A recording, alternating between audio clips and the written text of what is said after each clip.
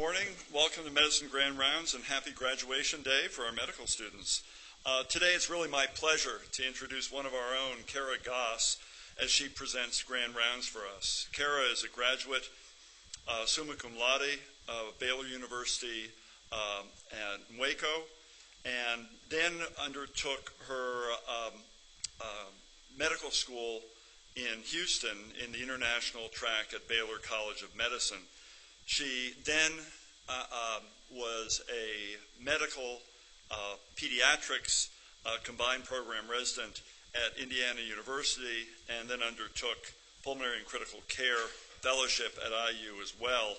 In 2014, we were really fortunate to recruit her to our faculty, first as CHS, and then in 2016, she switched to the tenure track, and she's currently assistant professor of medicine and assistant professor of pediatrics with an adjunct appointment. She's already published 7 manuscripts. The most recent one entitled High Rate of Early Childhood Respiratory Hospitalization in Adult Pulmonary Hypertension Patients, that was published in the Annals of the American Thoracic Society. She's also published 1 book chapter. She's currently supported 75% as a KL2 scholar, and in the past has been a co-investigator on an R01 supplement and received a Joel Belt Pediatric Pulmonary Hypertension Research and Mentoring Grant. She's an active educator, teaching medical students in our new Body in Balance course in the new curriculum, both as a lecturer and a small group leader. And I counted 7 individuals she's already been mentoring at the undergraduate, graduate, and postdoctoral level. She's a good citizen in terms of university service. She's served on the UW Department of Medicine Research Day Planning Committee and serves on the UW Pulmonary Hypertension Care Team Working Group. Nationally, since 2014, she's served on the American Thoracic Society Pulmonary Circulation Assembly Journal Club as a co-editor and as a program committee member for the Pulmonary Circulation Assembly. I count 3 different national and international talks she's given already, and she's won a number of awards through the years. I just point out just a few of them, specifically as a medical student, the Kane Fellowship in International Health. In 2010, as a resident, the Mindy Bailey Red Shoe Award from the Riley Hospital for Children Humanism Award, and in 2011-2012 as a fellow, the Sunnyside Guild Pulmonary Fellow, Ezekiel Health Humanism Award. So we're very fortunate to have Kara here on our faculty, really representing an expert in the problems of pulmonary disease as they span from pediatrics through adulthood. And today she's going to present Grand Rounds entitled The Premature Infant All Grown Up, Does the Internist Need a Birth History? Please join me in welcoming Dr. Kara Goss.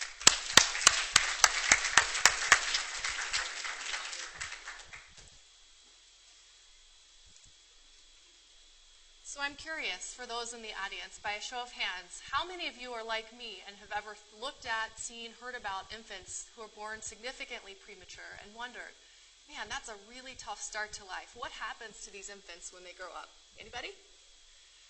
It's a question I started asking over a decade ago, first as a medical student and then as a resident. And oddly enough, regardless of who I asked and how many people I asked, I seemed to get the same answer. We think they do okay. Hopefully today, by the end of this lecture, I'll have a significantly better answer to that very question for you. Over the next hour, we're going to talk about prematurity in the United States, and I really want to focus in long-term outcomes after premature birth, specifically adult outcomes. So we're going to skip some of the neonatal and childhood complications in these groups. And I want to focus on cardiovascular, metabolic, neuropsychiatric, and pulmonary disease risk in these young adults born preterm. I think there's a little bit of something for nearly everybody. If you're a rheumatologist or an infectious disease doc, stick with me. But for everybody else, I think there's something that will be of interest to you with this talk. We're going to save some time at the end also to discuss some very new studies going on here at the University of Wisconsin where we've really addressed the long-term pulmonary vascular disease risk in these individuals. My hope is by the end of this talk that you'll be able to identify preterm birth as a major risk factor for lifelong systemic disease, and specifically to identify key components of the birth history that would identify higher risk, as well as which diseases these individuals would be at increased risk for. So why do we care? Well, first, what is prematurity? We technically define premature birth as any birth less than 37 weeks. So to be considered term, you need to be born at 37 weeks or higher. And you can see that the incidence of premature birth in the United States has been steadily climbing over the last several decades. In fact, we're now looking at 11 to 12% of all births in the United States being preterm. Specifically, the majority of these are late preterm births, so 34 to 37 weeks. But there's a significant number, about 3.5% to 4%, and this has been relatively stable, that are even more preterm or less than 34 weeks. And these in particular are the infants that we're at highest risk and highest concern for. Globally, preterm birth accounts for 15 million births annually. And you can see that the United States actually has one of the highest rates of preterm birth in the industrialized world, on par with a number of areas of Africa and Southeast Asia. So for us as a population, this is the potential for a huge public health risk and disease burden as these individuals age. Before we move on, I want to talk a little bit of terminology because I recognize that it's probably been a really long time for some of you since you've been in a neonatal ICU, and some of you have maybe never even been in a neonatal ICU, for example, as a medical student. So again, gestational age is how we define preterm birth. Moderate to late preterm birth is considered a birth at 32 to 37 weeks, less than 37 weeks completed. Very preterm would be 28 to 32 weeks, and extremely preterm would be less than 28 weeks completed gestational age. For some reference here, we're currently surviving with the edge of viability being considered at roughly 23 to 24 weeks, to give you an idea of just how preterm these infants can survive. In a number of studies, you'll also see birth weight reference, particularly because older studies may not have reliable gestational age and dating. Ultrasound was not routine before the last decade or so. And so they will describe birth weights in these individuals as another marker of the degree of prematurity. Now keep in mind, low birth weight would be considered less than 2,500 grams or 5.5 pounds. And regardless of what gestational age someone tells you that they were born or you know that they were born, if anyone tells you they had a birth weight of less than 5.5 pounds, you should consider them to be at increased risk for some of the comorbidities that we're going to talk about. However, very low birth weight is defined, and you'll see a number of studies looking specifically at these infants, as less than 1,500 grams. This is 3 pounds, 5 ounces, and this would be the average weight for a 31-week gestational age infant. Extremely low birth weight is less than 1,000 grams. This would be 2 pounds, 3 ounces, and would be the average weight for a 28-week infant. And just for some comparison, again, these edge of viability 23, 24-week infants, typical birth weight is around 500 grams or around a pound at the time of birth. So you can imagine a significant struggle with these infants to resuscitate them early on. So I want to talk a little bit about the history of neonatal care and neonatology in the U.S. And I don't do this simply because I think it's interesting. I tend to find presentations that give a little history at the beginning interesting, but because it really matters for your patients what decade they were born in as what neonatal resuscitative measures would have been available. It may come as a surprise to some of you to learn that the actual first neonatal care units were not in a hospital at all. And in 1904, Dr. Martin Cooney, pictured here, opened the Child Incubator exhibit at Coney Island. And although it may sound particularly absurd to have a tiny babies exhibit right next to the man swallowing swords and the bearded lady, Dr. Cooney really has to be credited with some very important early advances in neonatal care. Specifically, he was among the first to use incubators to help with thermoregulation in very preterm infants or low birth weight infants, and he provided 24/7 nursing and physician care free of charge to the families who brought their children, their infants to him. And in fact, a number of them brought them from hospitals where they were told they would certainly die and took them out of the hospital to bring them to this neonatal care unit. By the 1930s, oxygen was routinely used for cyanotic infants. And you would think if a little were good, a lot must be even better. That's really not the case. And I have pictured here Stevie Wonder. I suspect nearly everyone in the room knows that Stevie Wonder is blind, but you may not know why. Stevie Wonder was born in 1950 at 34 weeks preterm, and he was treated with excess amounts of oxygen. As a complication of his premature birth, he developed retinopathy of prematurity and ultimately retinal detachment. And this is why Stevie Wonder is blind. If he were born today, he hopefully would have just as many Grammys, would never have been blind.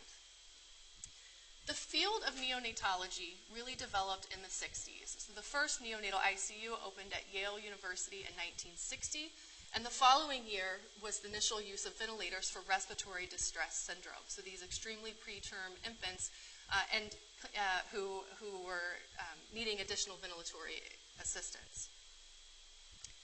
The 70s saw kind of refining of these techniques, but the major modern-day advances in neonatal care came in the 1980s and 1990s.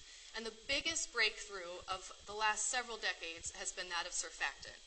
Surfactant is produced beginning at 24 weeks or so of gestational age, but it's not at sufficient quantities until later in gestation, typically thought to be somewhere between 34 and 36 weeks. It's actually sufficient enough quantity to allow for adequate lowering of the surface tension of the lung at the transition to birth and for the infant to take that first breath unassisted. In addition to surfactant, the increased use of antenatal steroids and antenatal antibiotics have been major breakthroughs for infants born at lower gestational age. Antenatal steroids are responsible for accelerating lung maturation and essentially accelerating production of surfactant. And antenatal antibiotics help reduce the rates of neonatal sepsis in these early preterm individuals. And so I have here pictures from the Les Primes photography collection that really was set up to highlight the struggles of these infants at birth, but the number of infants that are now surviving even very preterm birth and making it into childhood and adulthood. And what this has accomplished with these new techniques in neonatal care is ultimately allowing an entire generation of very preterm infants to now survive their neonatal care and make it into the adult world. So as you would expect with these major advances, neonatal mortality has been significantly improving in these most preterm infants. Pictured here in red is overall mortality of infants less than 1,500 grams, so that would be an average gestational age of 28 weeks. And you can see that the mortality rates in the 1980s, around the time surfactant was introduced, around 24%, and they've been steadily falling since then. And we're running now mortality rates of 10 to 15% in this group overall. But the greatest gains have been in the most preterm infants.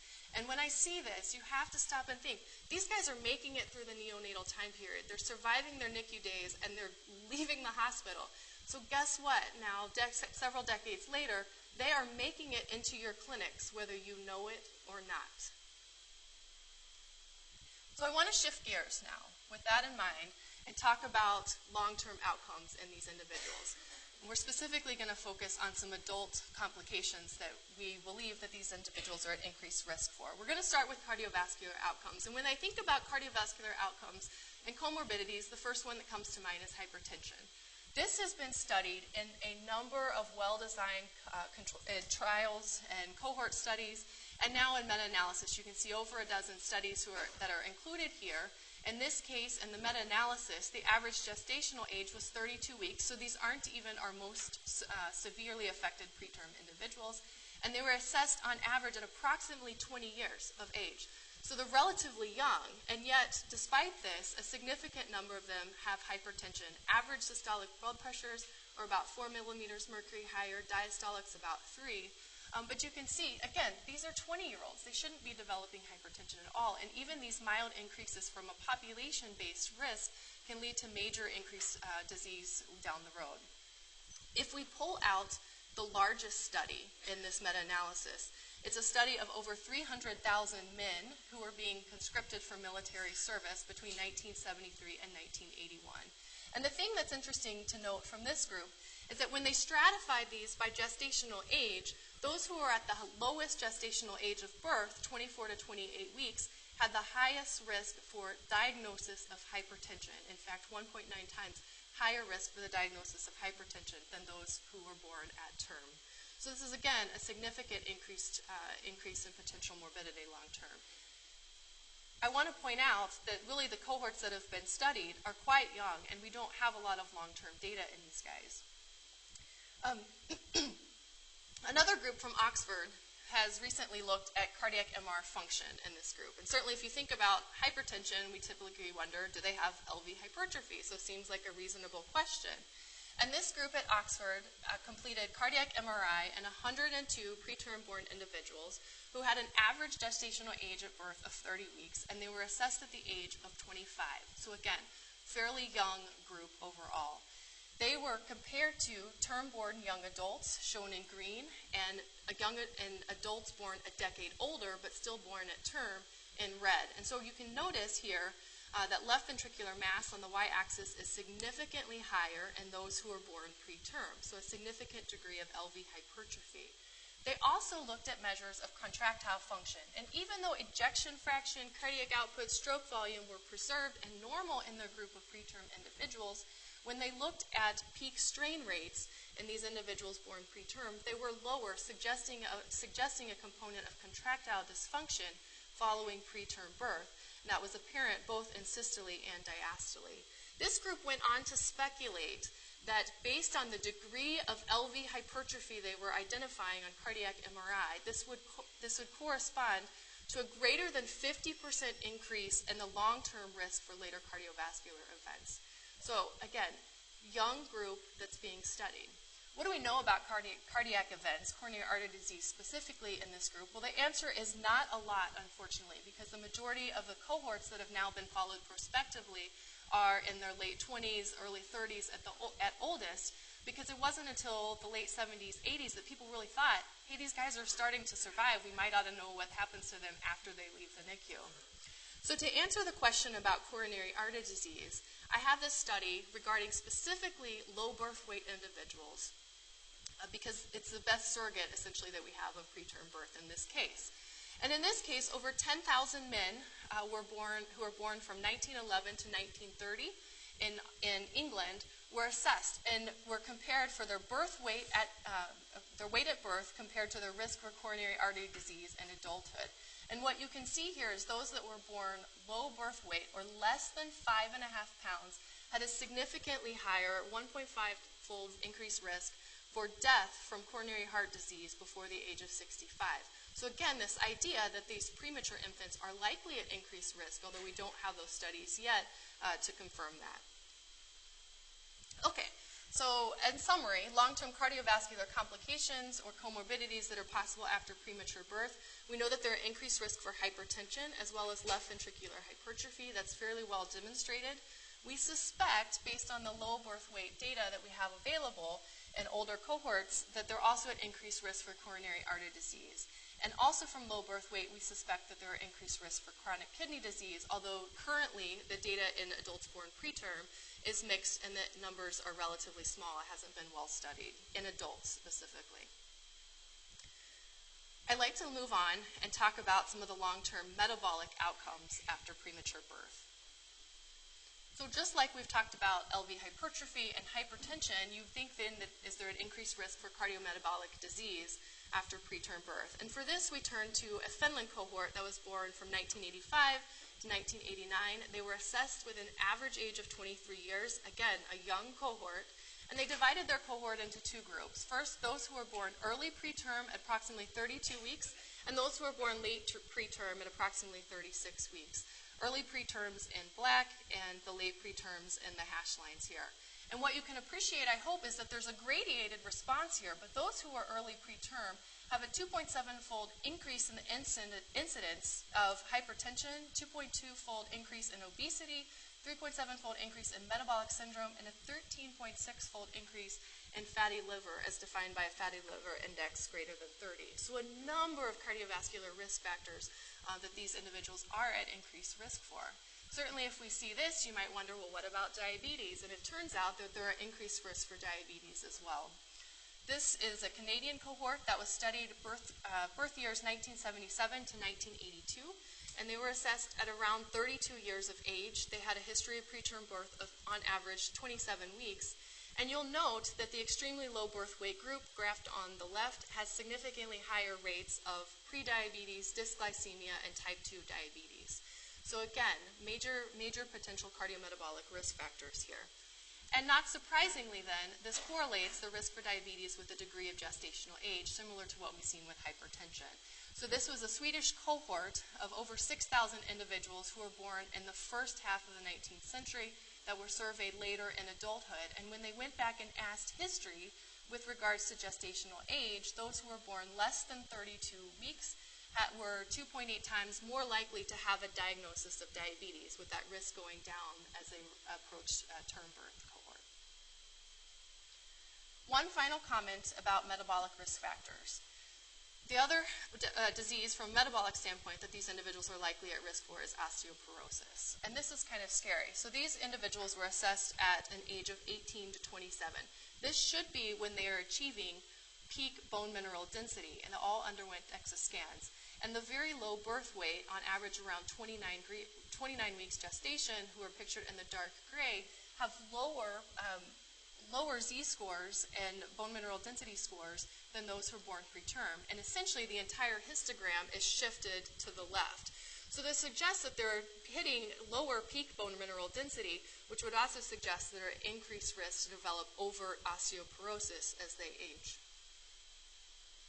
So in summary, with regards to long-term cardiometabolic consequences after premature birth, we know that there are increased risks for metabolic syndrome, diabetes, abnormal fat deposition, fatty liver disease, hyperlipidemia, and then also, we believe, for osteoporosis.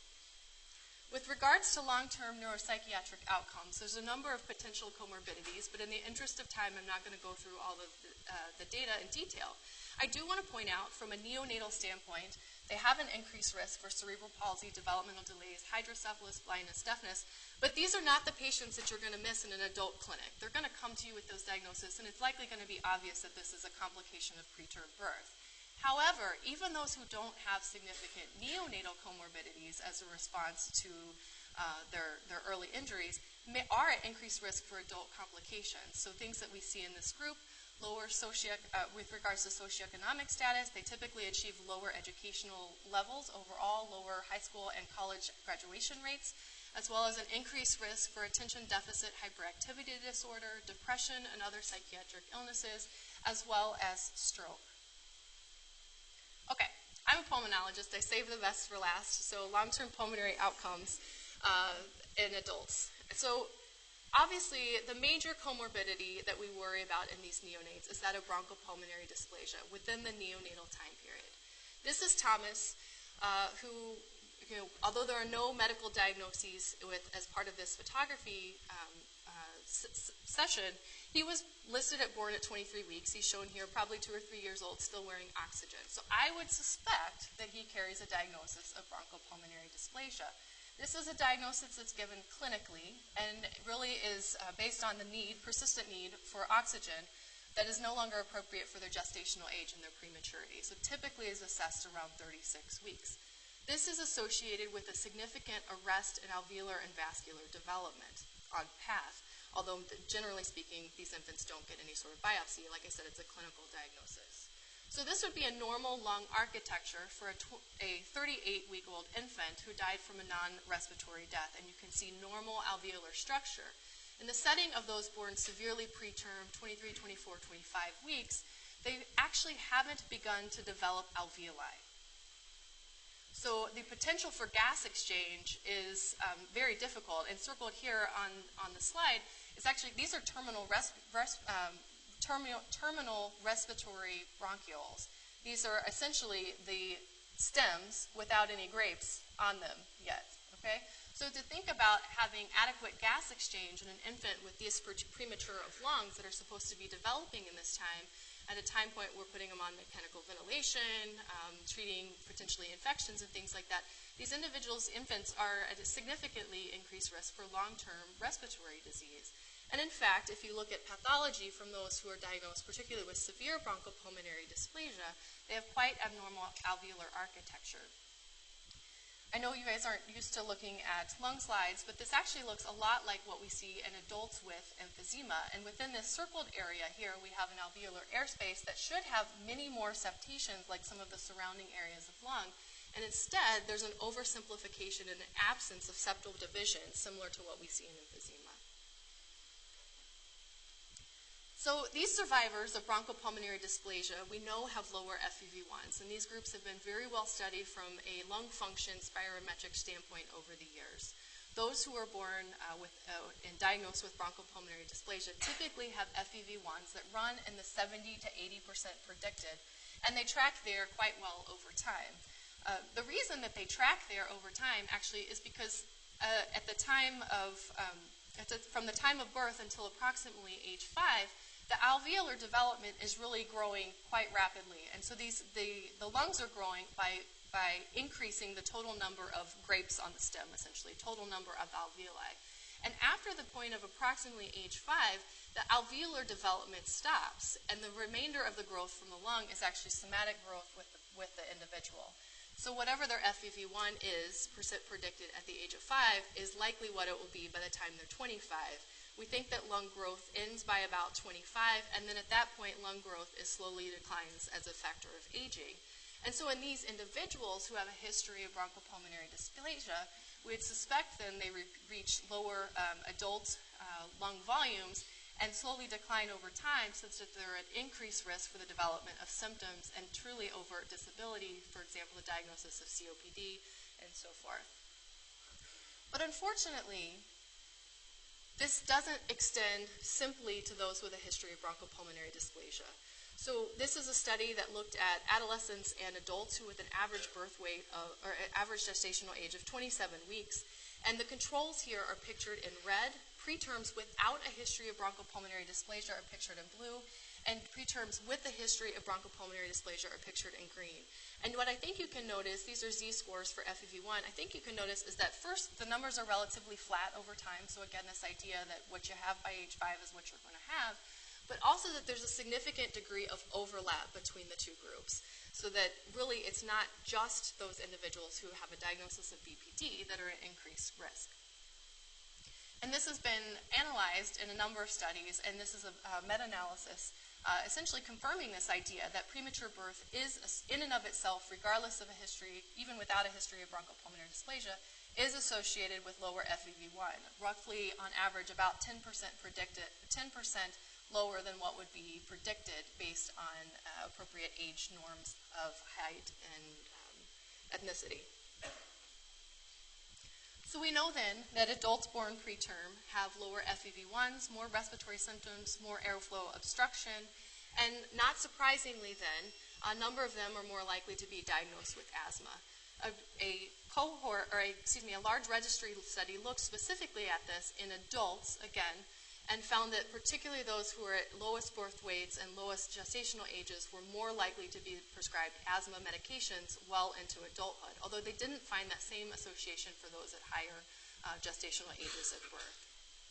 In addition, these individuals have lower diffusing capacity and exercise tolerance. But what's particularly interesting to me as an adult pulmonary physician who sees patients with pulmonary hypertension, we're really lacking on long-term pulmonary vascular health in these individuals. And I say this, we would speculate that they would have increased pulmonary vascular disease and risk because we know that the alveolar development is normal. But actually the alveoli and the vasculature develop completely in tandem. And we know from animal models, if you inhibit one, you inhibit the other. So to have the clear evidence of alveolar disease, we suspect that they are in increased risk for pulmonary vascular disease as well. So just like we have a peak alveolar growth, we suspect that there is very similar trajectory for our peak vascular growth. They peak in late adolescence, early adulthood, and therefore those who have significant disrupted vascular development or alveolar development, for example, in the case of premature birth, have a lower adult pulmonary vascular endowment and a lower total vascular surface area available, and also speculate that they would be at increased risk to secondary insults, whether that be cigarette smoke or hypoxia, and ultimately these may lead to development of pulmonary vascular disease and overt pulmonary hypertension in adulthood. This has been studied in one registry study. There's a Swedish group who looked at pulmonary arterial hypertension patients and matched them at the time of birth where they have extensive birth records, and essentially found that gestational age less than 36 weeks was associated with a significantly higher 4.8-fold increase in the risk for pulmonary vascular disease, although really that's actually all we know about the pulmonary vasculature. They certainly are increased risk, but there's not a lot of data as of now about what that means and how severe the pulmonary vascular disease is in these individuals. Another group, again this group from Oxford, who studied and published cardiac MRI data in adults born premature, also looked at the right ventricle. Again, I'll remind you, they did cardiac MRI in 102 preterm born adults with an average age of 25 and an average gestational age of 30 weeks. And shown here in blue are the preterm individuals. And what you can notice in the darkest blue, the navy group, are the most preterm individuals, less than 28 weeks, who have the highest degrees of right ventricular hypertrophy, so very robust right ventricular hypertrophy. And it's a gradated response, so that those who are less preterm still have more robust right ventricular hypertrophy than those born at term, but less so than the more severely preterm individuals. So remember, this is similar to what they saw within the left ventricle, but within the LV they saw normal function. Well, from an RV function, these individuals actually had significantly decreased right ventricular ejection fractions and already have increased cardiac dysfunction. And a number of these individuals, despite normal cardiac output, normal LV function, actually have an RVEF ejection fraction that falls below what we would consider the lower limits of normal. So clear RV dysfunction in this group in the absence of overt LV dysfunction. So we here at the University of Wisconsin wanted to look at what the long-term effects of premature birth were, specifically on the pulmonary vasculature. And to do this, we turned to the Newborn Lung Project cohort. This is a very unique cohort here at the University of Wisconsin. There really are cohorts like this in their late 20s, early 30s. There's only a dozen or so worldwide, so it's a very unique resource that we have here at UW. These neonates were enrolled at birth from 6 different neonatal ICUs in Wisconsin and Iowa from 1988 to 1990. Their birth weights were all less than 1,500 grams, and their average gestational age was 29.5 weeks. They've been studied serially over time. There's a representative list of publications shown here, and we sought to bring them in for assessment of their pulmonary vasculature. In addition to recruiting from this cohort, we recruited term-born, normal, healthy controls from the general population here at UW. So these individuals came in for 3 study visits. The first study visit, they underwent pulmonary function testing, including as well as a maximal exercise test. Maximal exercise tests were completed both in normoxic and hypoxic conditions. They then returned for a second visit during which they underwent cardiac MRI. And during cardiac MRI, we completed sequences during rest and exercise, as well as during normoxia and hypoxia exposure. Exercise was individualized to each patient, where they exercised at 70% of their own personal maximal power, so we could standardize the exercise sessions. And then they returned for a third visit with the right heart catheterization. At this time, they went to the cath lab, and one of the cardiologists placed a Millard conductance catheter into the right ventricle as well as into the pulmonary artery. Came back to the exercise physiology lab, where we proceeded to measure real-time pulmonary pressures during the same bouts of rest and exercise, as well as normoxia and hypoxia. So baseline characteristics with regards to this population: they're on average around 26 years of age, both the terms and preterms. Reasonable representation of the sexes. Gestational age for those born preterm was approximately 26 weeks, so quite preterm. Normal BMIs, normal actually in this group FEV1s, but we did see a lower diffusing capacity in those who were born preterm that was significantly different. With regards to exercise capacity, those who were born preterm did demonstrate significantly lower exercise capacity in normoxia. So graphed here On the left, you have maximal power during exercise testing, and on the right, relative VO2 max. And for the rest of these slides, our term-born individuals will be in black, and our preterm-born individuals will be in red. So you can see significantly lower maximal power as well as relative VO2 max in the setting of normoxic conditions. And these findings continue and are very similar in the setting of hypoxia, although the overall achieved VO2 max and power are lower in the setting of hypoxic exercise. These findings are not surprising. They've been described previously and published previously from the Eldridge lab, as well as a number of other labs across the country and the world. However, one of the findings that was newly identified this time in this round of exercise in this cohort was that these adults actually have significant impairments in heart rate recovery. And I think this is even out of proportion to these changes in exercise capacity. So here we've looked at heart rate recovery, whether you look at absolute heart rate recovery as a function of beats per minute or heart rate recovery as a function of percentage of max, shown on the right, you can see a delay in heart rate recovery out to 2 minutes time in the individuals born preterm. I want to focus in specifically at heart rate recovery at 60 seconds. And I picked this time point and have a red line drawn here for a very specific reason. There was a study recently published in pulmonary arterial hypertension patients identifying heart rate recovery at 60 seconds less than 18 beats per minute as a significant predictor of increased mortality. So this line at 18 beats per minute would suggest a cutoff potentially for individuals who are at increased risk for mortality, whether that's related to pulmonary vascular disease or other things remains to be determined, but certainly a higher risk population here, we would believe. So I'm very excited to share with you for the first time the first invasive interrogation of the pulmonary vasculature in adults born preterm. Here we have systolic, mean, and diastolic pulmonary artery pressures. And you can see in those individuals who are born preterm, they have significantly higher systolic pressures at rest, as well as significantly higher mean pulmonary artery pressures with similar diastolic pressures. So again, I have two lines drawn here in the mean PA graph. None of these individuals would be diagnosed with pulmonary hypertension currently because they have a mean pulmonary artery pressure less than 25, and that's part of our diagnostic criteria. However, a third of those who were studied who were preterm fall in this gray zone, this indeterminate or 20 to 25 range of mean pulmonary pressures. And we know from the pulmonary hypertension literature that this appears to represent increased risk for later development of pulmonary hypertension. So we suspect that at least a third of these individuals who participated in the study are indeed at increased risk for overt pulmonary hypertension. However, they also appear to have some significant abnormalities of their pulmonary vascular bed. So when we think about pulmonary hypertension, we typically look at things like pulmonary vascular resistance. And in this case, if you look at mean pulmonary pressure divided by the cardiac output, so this is total pulmonary resistance, their terms and the preterms look very similar. And that's really because their cardiac output is currently preserved. However, if you look at other measures of vascular stiffness, in this case, pulmonary arterial capacitance, they are lower in our adults born preterm. Now, capacitance is essentially this idea of beat-to-beat distensibility of the entire aggregate pulmonary vascular bed. It can be estimated by stroke volume divided by their pulse pressure. So a lower number here, again, signifies a stiffer pulmonary vasculature overall. In addition, they have evidence of a stiffer proximal pulmonary artery.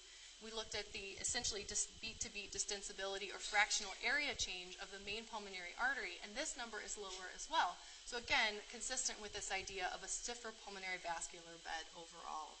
Not surprisingly then, flow velocities are significantly higher as well in those who are born preterm. These are 4D images demonstrating cardiac flow through the main pulmonary artery, with the red areas accentuating higher flow states. So you can see a much faster flow through the PA in this individual born preterm. One of the things that was surprising is actually that in the cardiac flow through the right ventricular outflow tract was also less laminar in the adults born preterm. And so again, in these 4D flow imaging, on the left you can see a relatively smooth flow, laminar flow through the RVOT, versus on the right you see abnormal vectors and higher rates of flow. So very turbulent, more turbulent flow patterns in these individuals.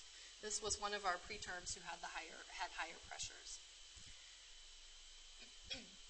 I want to point out that other measures of resting cardiac function really, as far as we've looked at them so far, were similar between terms and preterms in this group. So what about their response to exercise? Well, first, if you remember your exercise physiology, the pulmonary pressures will rise with exercise, and this is a response as a reflection of the increased cardiac output and flow. However, you should have a significant ability of the pulmonary vasculature to recruit and distend so that the mean PA pressures don't rise dramatically, and therefore the stroke work on the RV doesn't rise dramatically. And you actually, even though the preterms have higher pulmonary pressures at rest and exercise, the rate of rise is actually fairly similar between the two groups. But one of the things that was surprising is we actually saw a significant less fall in the pulmonary resistance. And I believe that this is a reflection of those adults born premature already using a greater percentage of their total pulmonary vasculature at rest, so when they go to exercise, they have decreased reserve in the time of exercise and decreased ability to recruit. The one thing that was particularly surprising so far from our exercise studies, though, was the cardiac response to exercise. We would expect stroke volume to increase in response to exercise, and that's exactly what happened in those who were born term. But you can see that in this response to exercise in those who are born preterm actually have a very flat, no significant change in their stroke volume. And therefore, their increase in cardiac output is really maintained strictly based on increases in heart rate. This, to me, would suggest that they're already operating at a different place on their Frank-Starling curve and have less contractile reserve than patients who are born term. So, in summary, the long-term pulmonary consequences with regards to preterm birth would include airflow obstruction. Certainly they're at increased risk for asthma, and we suspect as they age in particular, they are at significant increase for COPD. And then our studies here at UW would also support the idea that they are at significantly increased risk for pulmonary vascular disease as well. And this is irrespective of whether or not they have a neonatal diagnosis of bronchopulmonary dysplasia. I know there have to be some of you sitting in the audience that are dying to ask the question, why? What's the mechanism? And the response to that, the answer I give you is, it's complicated. But I will, if you're interested in this topic, I would refer you to this review that really focuses in on a few specific key concepts. The Barker hypothesis, which has now been reframed as the developmental origin of health and disease, has been around since the 80s and began with these observations in adults who were low birth weight, had increased risk of coronary artery disease in adulthood. And they've really since then honed this in on several different concepts that are likely contributing to this increased adult risk. The first is that the fetus has several very predictive adaptive responses to environmental cues. A lot of this is thought to be related to shifts in oxygen tension, mismatch between the prenatal fetal environment versus the postnatal relative hyperoxic environment. But the infant is programmed to try to survive, and so whatever changes that may be adaptive early on may actually be maladaptive over time. The second major concept is that of the effects of over and undernutrition during early development. One of the most fascinating studies, I think, is this same group from Oxford looked at individuals who were fed exclusively breast milk versus exclusively formula. And those who were fed breast milk actually had lower LV and RV hypertrophy. Didn't attenuate the effects, but did have significant decreased degrees of cardiac hypertrophy. So the effects of nutrition still have yet to be fully understood, but we know that they play a very critical role in these individuals. Certainly there's a significant effect of stress on fetal development. Preeclampsia and eclampsia in particular likely are one of the biggest prenatal risk factors for development of some of these long-term cardiovascular comorbidities. And then finally, there's a growing evidence of the role of epigenetics modifications in these individuals. What that means is basically, even though the DNA hasn't changed, is it mutated, there are changes at a DNA level that change how it's read and interpreted by the cells, so that they would have changes specifically in protein productions and so forth.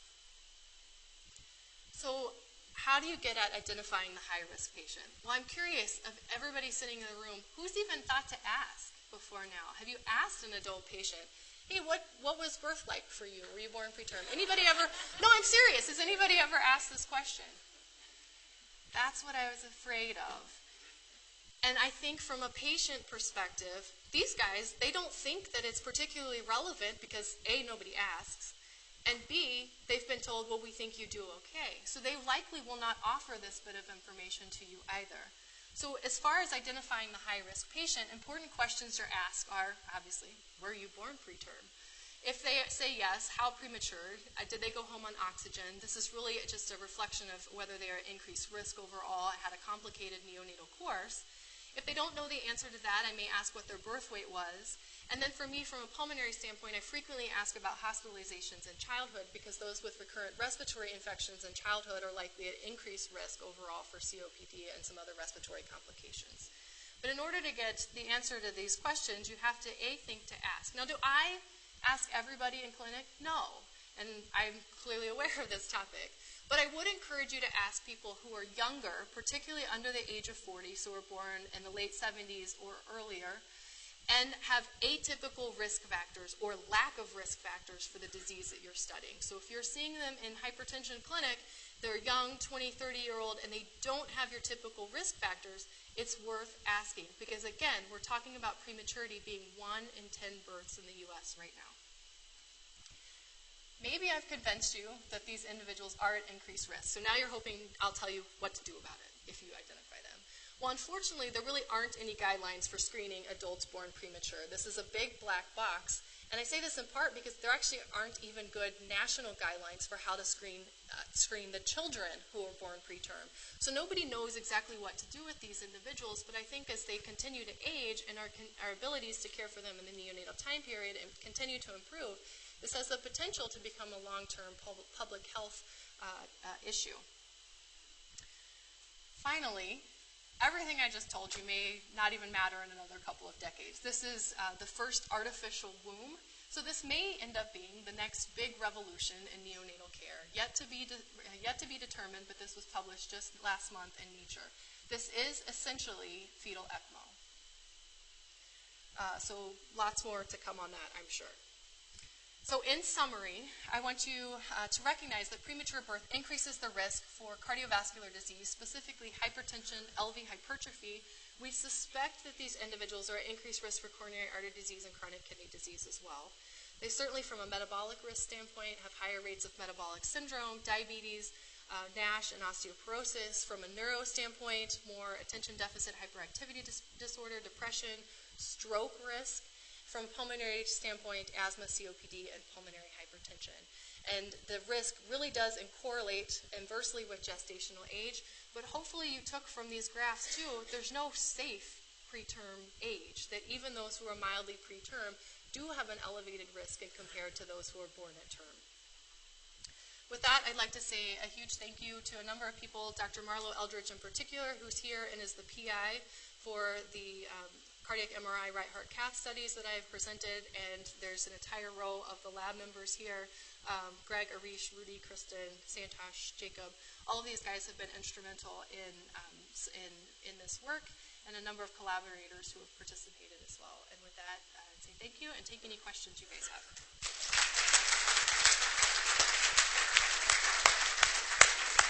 Kara, that was fascinating. I'm actually going to take the opportunity to ask the first question, and then I'll ask you to call in the audience. Are we doing a good enough job of informing the patients about the potential subsequent consequences of their prematurity? And is there any way to intervene to improve upon what seems to be a challenging course for many patients? So to answer the first question, whether we're doing an adequate job of prepping them, the answer is probably no.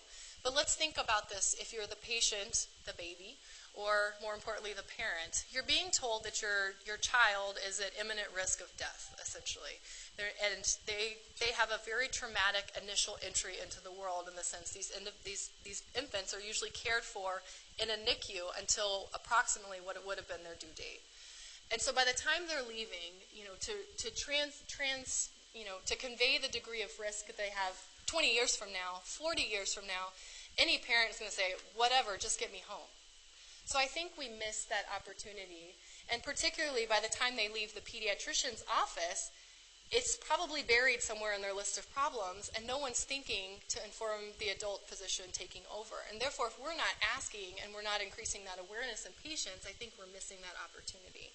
With regards to risk factor modification, I didn't talk about it, but certainly there's a lot of evidence for diet in these individuals. So over or under nutrition, especially there's controversial studies in the first year. We think probably, it's first year growth is important, but overly rapid catch-up growth. So in the cases that these individuals, for example, start at the 5th percentile for their age and go to the 50th or the 75th percentile in the first 6 months or a year, this is probably represents an individual that's even at higher risk long term. But again, as an adult physicians, it's very unlikely that we're going to know those sorts of things. And what we do with them, I think in the adult world, really is yet to be determined, because some of our typical life factor modification and interventions for cardiometabolic risk may not even apply and may not work the way that we think that it does in other individuals. Dr. Mackey.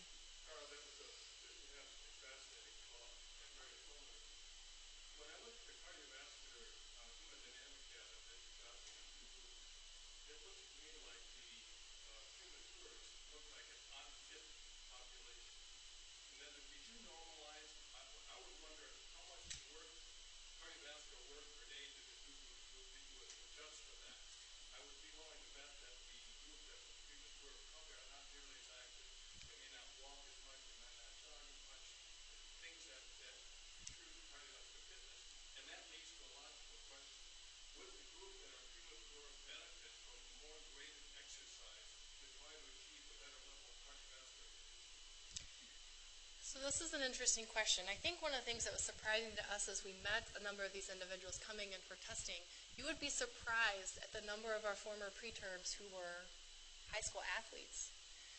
They were functioning at a very high level, and in fact, one of them, who was one of our higher pressures, said he was, I believe, a swimmer in high school, and he said, it's gotten a lot harder to exercise in the last few years. And you have to wonder, now that he's 26, is that harder to exercise a reflection of ongoing cardiovascular dysfunction and pulmonary vascular dysfunction? But to get back to the pulmonary response, they are standardized in their exercise. So we normalized everybody so that they're exercising at the time these measurements are made at 70% of whatever their own personal maximal power output was. So we're trying to get around this idea of cardiopulmonary fitness by standardizing, normalizing their exercise intensity for their baseline level of fitness. And despite that, we see these changes in pulmonary vascular stiffness, pulmonary vascular pressures, and cardiac response.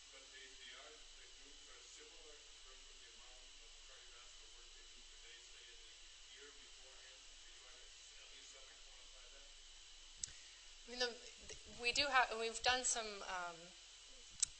just survey, data. We haven't actually looked at it in great detail. We're just starting to get into this. It is an important question, but in general, they're not a totally sedentary group. They are a number of them. Several of them were doing CrossFit and other activities. Like they're really pretty healthy 20-some-year-old individuals, and think about what we asked them and recruited them to do. We're getting the cream of the crop here, and we're getting the tip of the iceberg, because anybody who's willing to come into the exercise lab doesn't feel bad on a daily basis already. As a nephrologist, I would like to raise another area of concern. Normally, we're born with 1 million nephrons per kidney. Preemies are not born with a full nephron in terms of nephron population. And the way they respond is they have an increased GFR per nephron in their decreased nephron population. Now, number one, this possibly contributes to their hypertension problem. Number two, increased GFR per nephron is bad for nephron survival with age. And is there an increased incidence of end-stage renal failure increase? Well, that was the second question. Remind me, the first was related to nephron number, size, hypertension. There's no question. So I actually skipped over this data in large part because there's childhood data, but there's not very much, and some's positive, some's equivocal in adults specifically with regards to kidney size, nephron number, and chronic kidney disease. We know that those who are low birth weight specifically have increased risk for end-stage renal disease requiring dialysis and so forth. But these cohorts who are born preterm are still relatively young and healthy, those who have been followed prospectively. And the data isn't there yet. But I suspect if we begin to study them with more sensitive measures, you'll find that they do have, we know that they do have significant renal dysfunction. And that likely contributes to their hypertension and cardiovascular risk overall.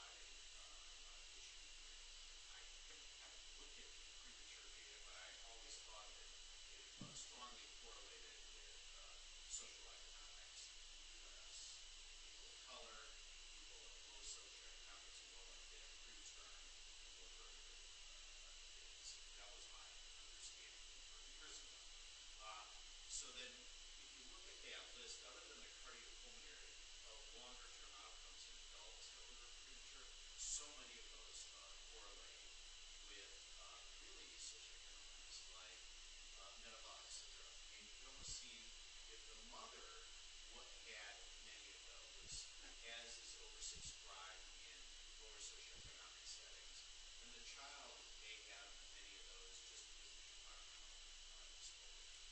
Talk a little bit about some of the social determinants.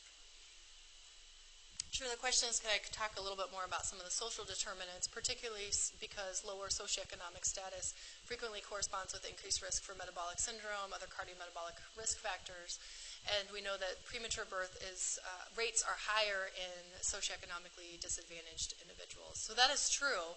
Certainly, minorities and lower socioeconomic status do have higher rates of preterm birth. Some of these studies have controlled for socioeconomic status, some have not, but even the risk is certainly there regardless of socioeconomic status. So it certainly is a complicating factor, and it's one that gets very difficult to study from an epidemiologic standpoint, but the risk is there regardless.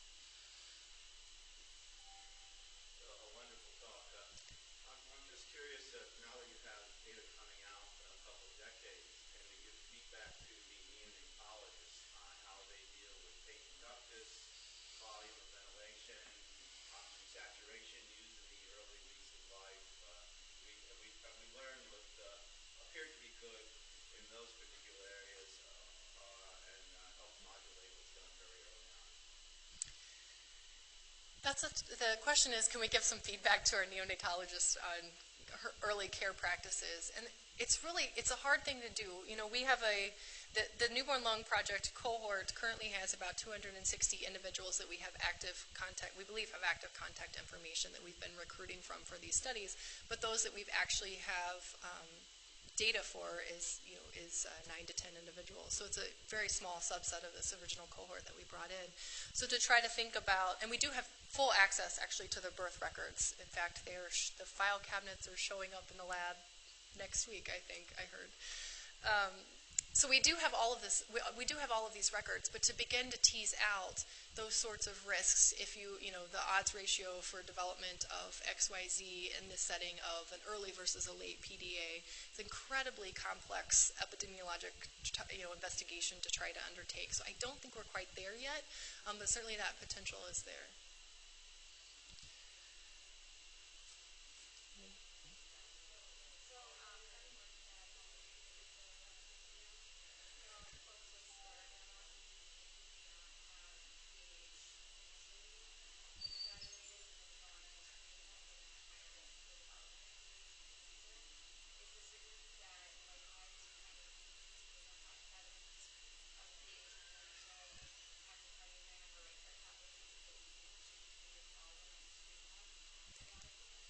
The question is, knowing what we know about these individuals and their risk profile, should we continue to screen them periodically for pulmonary hypertension and pulmonary vascular disease over time?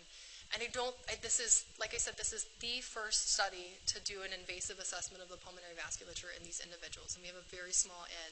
So I don't think I can fully answer that, but what I would say to clinicians at large is I would have a very low threshold to echo an image and investigate these groups, especially those who are born less than 28 weeks or highest risk individuals. We certainly think that they're at increased risk for disease. And honestly, looking at our data and others, I think they're actually at significantly higher risk for right ventricular disease and cardiac disease, way out of proportion to their degree of pulmonary vascular disease at this point, which to me as a pulmonary hypertension physician is particularly concerning because I don't have a single target or single drug that specifically targets the RV right now. All of our pulmonary vasodilators are specifically targeting the pulmonary vasculature. Okay, we're going to have to close. I want to thank Dr. Goss for just an outstanding grand round.